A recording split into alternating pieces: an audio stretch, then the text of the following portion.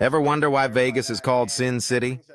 Let me spill the secrets. And the most famous nicknames for Vegas, Sin City. So Vegas was coined as Sin City many, many, many decades ago when there were underground brothels operating here. This was, of course, Vegas was incorporated before the prohibition of alcohol. So during the prohibition, many, many people flooded to Vegas and they were drinking in the speakeasies. They were in the underground bars and they were in the underground tunnels hanging out.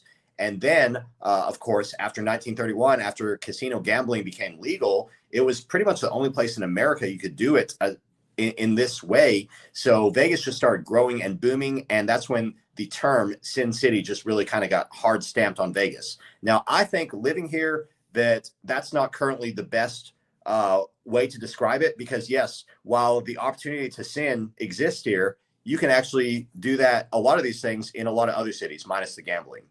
Yeah, and Pete, that's one thing I gotta say. People come to Vegas and they act out. They think they could get away with anything. You can't. The cops are still gonna arrest you just like any other city. And McBlue brought up and said, I'm sure none of that happens in major cities prostitution. I'm gonna tell you this, McBlue, if you ever come to Vegas, go to the Flamingo Casino at 2 a.m. and walk by the bar. Just walk by the bar. They will grab you. They will do anything to get you to go home with them. They'll grab me and say, hey, do you want some company tonight? All the time.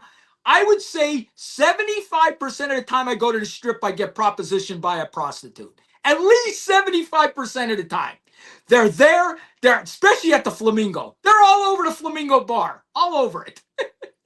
Well, speaking of the Flamingo is actually one of the most notorious crime founded casinos